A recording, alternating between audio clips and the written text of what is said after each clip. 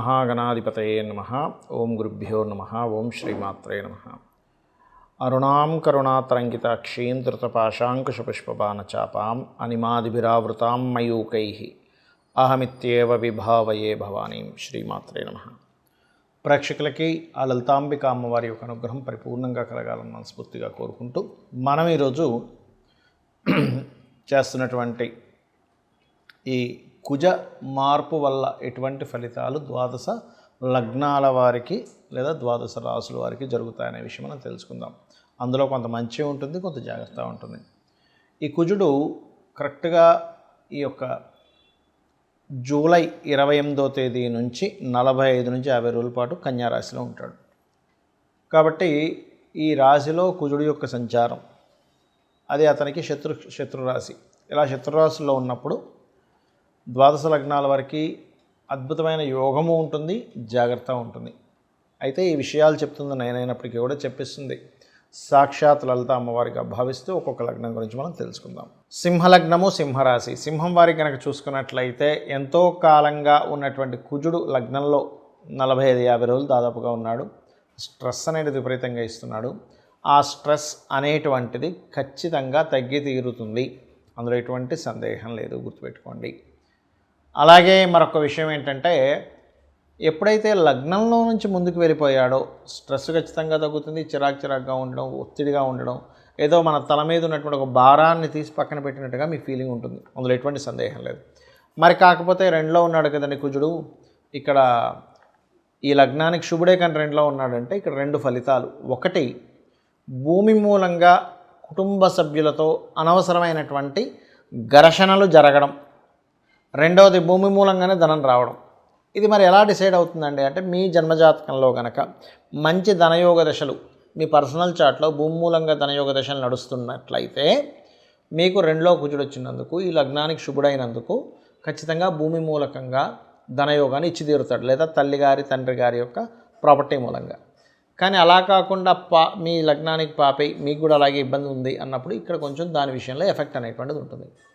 అదేవిధంగా కొన్ని ఆకస్మికంగా ఇన్సూరెన్సెస్ మూలంగా కావచ్చు, కొన్ని డిస్టర్బ్ అయిన తర్వాత కొంత మనకు మనీ వస్తుంది చూడండి, అటువంటి ధనం రావడం అనేటువంటిది బలంగా చూపిస్తుంది. కాకపోతే ఏదేమైనప్పటికీ కూడా కుటుంబ సభ్యులతో ఏదైనా భూ సంబంధించినటువంటి మాటలు కానీ లేనట్లయితే రాతకోతలు కానీ రాసుకునేటప్పుడు కొంచెం సామరస్యంగా ఉండండి. ఎందుకంటే ఇది ఇక్కడ గొడవని ఇచ్చేటువంటి దాంట్లో ఉంది ప్రత్యేకంగా. ఇక మరొక విషయం ఏంటంటే, మీరు నిత్యము చేయవలసిన దేవతారాధన దక్షిణామూర్తి యొక్క స్తోత్రం అని ఉంటుంది. దాన్ని వినండి, మీకు చదవడం వస్తే చదవండి, ఏమి ఇబ్బంది లేదు. కాకపోతే వింటే ఇంకా మంచిది.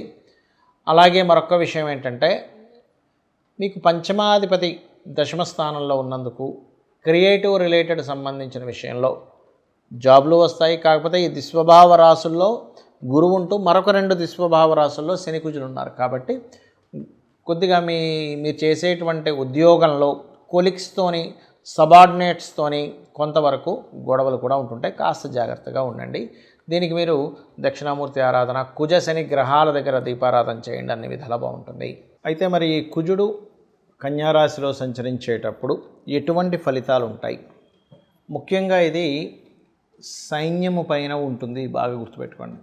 అంటే మన ఆర్మీ ఏదైతే ఉంటుందో, నేవీ ఏదైతే ఉంటుందో, అదేవిధంగా ఎయిర్ ఫోర్స్ డిపార్ట్మెంట్ ఏదైతే ఉంటుందో వారి విషయంలో, లేదా సెక్యూరిటీ రిలేటెడ్ డిపార్ట్మెంట్ రిలేటెడ్ అటువంటి వారికి కాస్త ఛాలెంజింగ్గా ఉండేటువంటివి, సడన్గా వాళ్ళ మీద ఏదైనా అటాక్స్ జరగడము, లేనట్లయితే వాళ్ళు బాగా తిరుగుబాటు చేయడము, అంటే ఆర్మీ, పోలీసు ఏదైనా ఈ వెపన్స్ పట్టుకొని అటాక్ చేసేటువంటి వారివి ఇలాంటి సంఘటనలు ఎక్కువగా ఉంటాయి మన యొక్క ఈ కుజుడు కన్యారాశిలో సంచరిస్తుండడం వల్ల.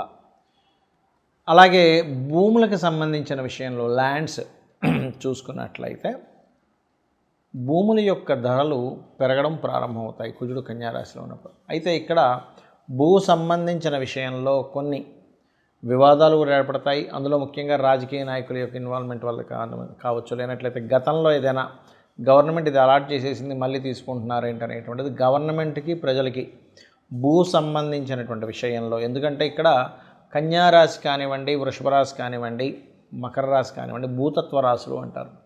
అందులో ఆ భూతత్వ రాశుల్లో ముఖ్యంగా రవికి కన్యారాశి మంచిదే, అందులో ఎటువంటి సందేహం లేదు.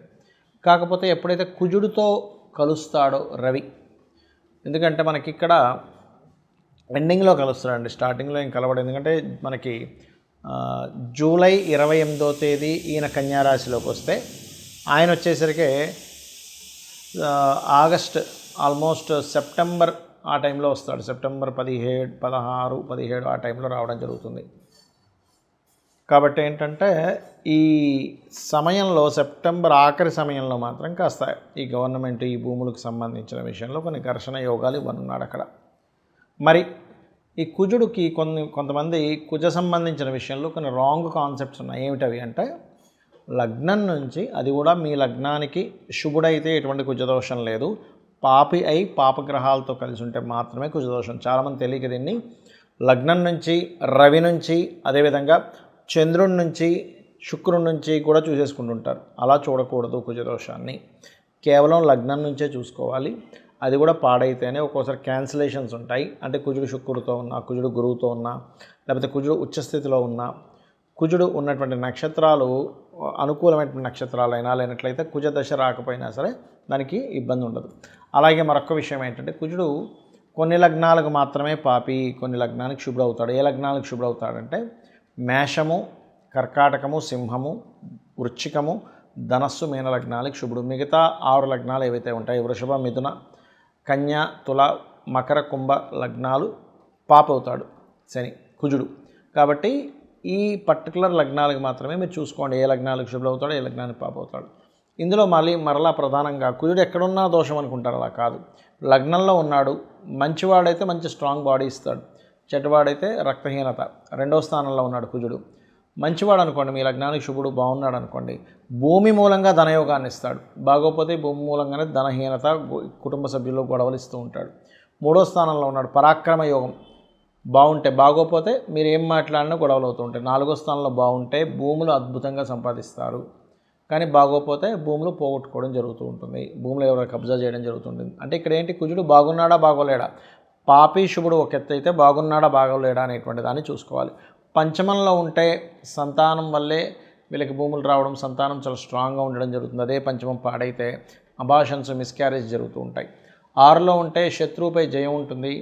అదే 6లో ఉండి పాడైతే మాత్రం శత్రువులు ఎక్కువ అవుతూ ఉంటారు. 7వ స్థానంలో ఉంటే మాత్రమే వివాహ సంబంధించిన విషయం మీద, జీవిత భాగస్వామి యొక్క ప్రవర్తన మీద కోపంగా ఉండడం, ఇట్లాంటివి జరుగుతూ ఉంటాయి. బాగుంటే మరలా వాళ్ళు వచ్చినప్పటి నుంచి వీళ్ళ భూములు కూడా పెరుగుతాయి. అష్టమంలో కనుక కుజుడుంటే అది పాడైతే యాక్సిడెంట్స్, పాడవకపోతే తాతగారు ఆస్తి రావడం జరుగుతుంది. 9వ స్థానంలో కనుక మీకు కుజుడు ఉన్నట్లయితే, ఇక్కడ 9వ స్థానం అనేటువంటి తండ్రి స్థానం కాబట్టి ఏదైనా అంటే తండ్రి ద్వారా బాగుంటే తండ్రి ద్వారా ధనము, తండ్రి యొక్క శక్తి మీరు పొందుతారు, అంటే తండ్రే మీకు సపోర్ట్ అవుతారు. లేనట్లయితే తండ్రితో గొడవలు ఉంటాయి. అదేవిధంగా లక్ష్మీ నరసింహస్వామి ఆరాధన ఇలాంటివి చేయడం వల్ల కూడా బాగుంటుంది 9లో కుజుడు ఉన్నప్పుడు. 10వ స్థానంలో కుజుంటే లీడర్ అవుతారు బాగుంటే కనుక, బాగోపోతే కనుక అదే కంపెనీలో అదే జాబ్లో వాళ్ళకి ఇబ్బందులు వస్తూ ఉంటాయి. 11లో ఉంటే రియల్ ఎస్టేట్, భూములు, మిషనరీస్ వల్ల లాభాలు ఉంటాయి, బాగోపోతే వాటికి రావాల్సిన లాభాలు ఆగిపోతూ ఉంటాయి. ఇప్పుడు 12వ స్థానంలో కుజుడు ఉంటాయి, వివాహ జీవితం తర్వాత గొడవలు ఉంటూ ఉంటాయి. అలాగే ఇన్వెస్ట్మెంట్ చేసేటప్పుడు కాస్త చూసుకొని చేయాలి. బాగుంటే భూమి మీద ఇన్వెస్ట్మెంట్ చేయడం వల్ల కోట్లకు కలిసి వస్తుంది, బాగోపోతే ఆ ఇన్వెస్ట్మెంట్ స్ట్రక్ అవుతాయి. కాబట్టి ఇక్కడ ఏంటి మీరు చూసుకోవాల్సింది, అసలు మీ లగ్నానికి కుజుడు శుభుడా కాదా, పాయింట్ నెంబర్ 1.